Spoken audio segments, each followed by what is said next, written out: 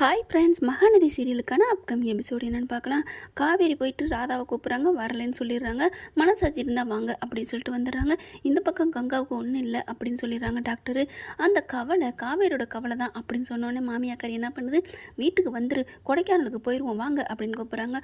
உடனே சாரதா இருந்துட்டு, இல்லை நான் காவேரி வேணால் கூட்டிகிட்டு போயிடுறேன், அவளால் தானே இந்த பிரச்சனை, குமரனும் கங்கா இங்கே இருக்கட்டும், கூடவே மாமியாக இருக்கட்டும் அப்படிங்கிறாங்க. ஐயோ வேணாம் அத்தை, அம்மா சொல்கிறாங்க, நீங்கள் அதெல்லாம் வேணாம் அப்படின்னு சொல்லிட்டு ஒரு வழியாக சமாதானப்படுத்துகிறாங்க. எனக்கு என் மருமகன் நல்லபடியாக புள்ள பெக்கணும், அதே மாதிரி காவேரியும் நல்லா இருக்கணும் அப்படிங்கிறாங்க சாந்தி. அந்த சமயம் பார்த்து யமுனாவும் நிவினும் வராங்க. என்னம்மா அப்படின்னு கேட்குறாங்க. இல்லை மாமாவுக்கு யதார்த்தமாக கால் பண்ணோம், அப்போ தான் அந்த மாதிரின்னு சொன்னாங்க, எங்களால் அங்கே இருக்க முடியல, அதான் வந்துட்டோம் அப்படிங்கிறாங்க. காவேரியோட வாழ்க்கையை பற்றி தான் எங்கள் எல்லாருக்குமே கவலையாக இருக்குது அப்படிங்கிறாங்க. நிவின் அப்படியே யோசிக்கிறாங்க. நிவின் அப்படியே யமுனா பார்க்குறாங்க. என்ன ஏதுன்னு தெரியாமல் இந்த பக்கம் காவேரியும் அவங்க தாத்தா எல்லாரும் வர்றாங்க. வரலேன்ட்டா என்ன பண்ணுறது ஒன்றும் புரியலேன்னு சொல்லல. இங்கே வக்கீல் வேகமாக ஓடி வந்து, சார் எஃப்ஐஆர் போடணும்னு சொல்லிட்டு படுத்து எடுத்துகிட்டு இருக்காங்க அப்படிங்கிறாங்க. நான் பார்த்துக்கிறேன், நீங்கள் போங்க அப்படின்னு சொல்லிட்டு தாத்தாவும் காவேரியும் வர்றாங்க.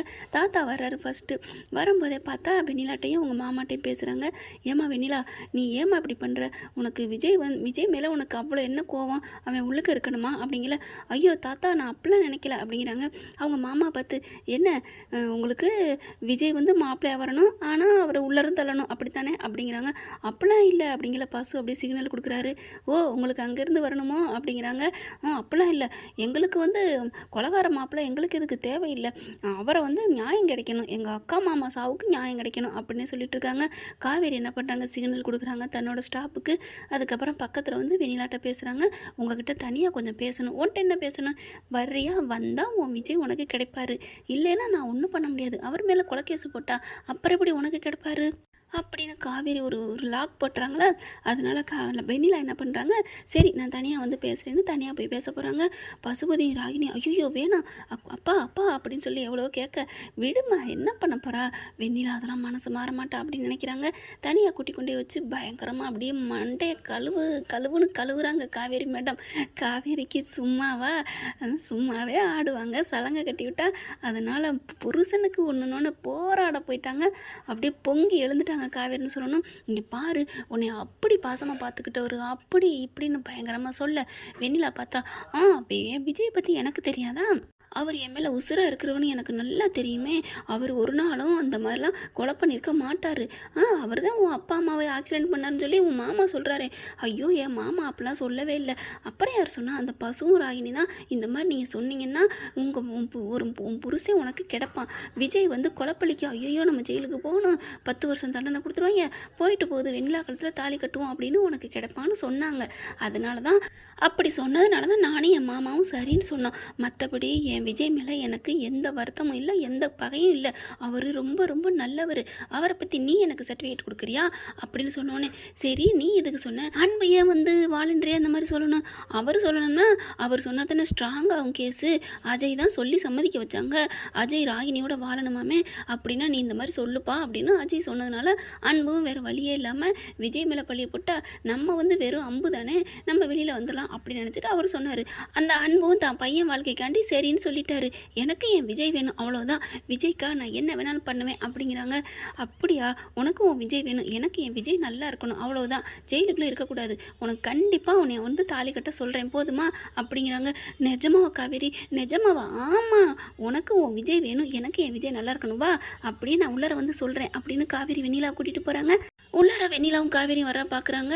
ராகினி பார்த்துட்டு, வெண்ணிலா என்ன அப்படின்னு கேட்கல, நீங்கள் சும்மா இருங்க, எனக்கு என் விஜய் கிடச்சிட்டாரு அவ்வளோதான் அப்படின்ட்டு போயில, என்னப்பா நடக்குது அப்படின்னு ராகினி தவிச்சு போயிருக்க.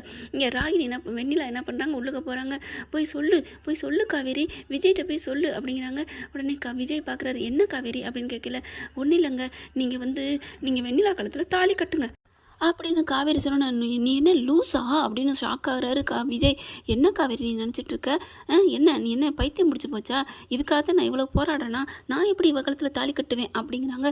உடனே காவேரி பாத்தியா இவர் என்ன பேசுகிறாருன்னு, அதைத்தானே சொன்னேன் வெண்ணிலா, அவர் சம்மதிச்சா கட்டிக்கோன்னு, நான் என்ன பண்ணுறது அப்படின்னு சொல்லிட்டு, இங்கே பாருங்கள் விஜய், நான் வாக்கு கொடுத்துட்டேன், வெண்ணிலா வந்து உங்களை கண்டிப்பாக வெளியில் எடுத்துருவாளாம், நீங்கள் அவளை தாலி கட்டுறேன்னு மட்டும் சொல்லுங்கள் அப்படிங்கிறாங்க காவேரி. அதெல்லாம் முடியவே முடியாதுன்னு விஜய் துள்ளுறாரு. அப்படியே பயங்கர பயங்கரமாக கத்துறாங்க. அதுக்கப்புறம் வெண்ணிலா என்ன பண்ணுறாங்க, காவேரிட்ட, காவேரி நீங்கள் வந்து போலீஸ் ஸ்டேஷன் வந்து சொல்லுங்கள் வாங்க, அவர் வெளியில் எடுத்துகிட்டு அதுக்கப்புறம் பார்த்துக்கலாம் அப்படிங்கிறாங்க. அதுக்கப்புறம் காவேரியும் வெண்ணிலாவும் இன்ஸ்பெக்டர்கிட்ட வராங்க. இன்ஸ்பெக்டர்கிட்ட வந்துட்டு, இங்கே பாருங்கள், எனக்கு என் புருஷன் வந்து நல்லா இருக்கணும், வெண்ணிலா கழுத்தில் தாலி கட்ட அவர் சம்மதிச்சிட்டா விஜய் வந்து வெளியில் எடுத்துருவோம் அப்படின்னு வெண்ணிலா சொல்கிறா. விஜய் மேலே எந்த தப்பு இல்லைங்கிறதையும் வெண்ணிலா சொல்கிறேன்னு சொல்லியிருக்கா. அதனால் நீங்கள் என்னென்னு கேளுங்க அப்படிங்கிறாங்களா. உடனே வெண்ணிலா வந்துட்டு, ஆமாம் விஜய்க்கு இதுக்கு எந்த சம்மந்தமும் இல்லை, அவரை விட்டுருங்க அப்படிங்கிறாங்க. என்னது விட்டுறணுமா? ஆமாம் அப்படிங்கிறாங்க. என்னம்மா லூசா நீ, முதல்ல வந்து உங்கள் அப்பா அம்மா சாவுக்கு அவன் தான் காரணங்கன்னு கம்ப்ளைண்ட் கொடுக்குறீங்க, இப்போ விட்டுருன்னு சொல்கிறீங்க, என்ன நினைக்கிறீங்க அப்படிங்கல. இல்லை அது ஏதோ தெரியாமல் நான் கம்ப்ளைண்ட் கொடுத்துட்டேன், நீங்கள் வந்து அவரை விட்டுருங்க, அவர் என் விஜய் வெளியில் விட்டுருங்க, அவருக்கு எந்த சம்மந்தமும் இல்லை, இந்த கொலைக்கு அதுக்கும் அன்பு தான் எல்லாத்துக்கும் காரணம், ஏன் விஜய்க்கு இதுக்கு எந்த சம்மந்தம் இல்லை அப்படின்னு வெண்ணிலா சொல்கிறாங்க. அன்பு உடனே என்ன பண்ணுறாரு, ஏன் வெண்ணிலா நீ என்ன பைத்தியமா, உனக்காகத்தான் நான் இவ்வளோ கஷ்டப்பட்டுட்டு இருக்கேன், நீ என்ன இப்படி மாற்றி பேசுகிற, இங்கே பாருங்க இன்ஸ்பெக்டர், இவ சும்மா சொல்கிறா, நான் இது எல்லாமே விஜய் சொல்லி தான் செஞ்சேன், இவ ஏதோ ஃப்ராடு பேசுகிறா, அதெல்லாம் இல்லை அப்படின்னு அன்பு எவ்வளோ சொல்கிறாங்க.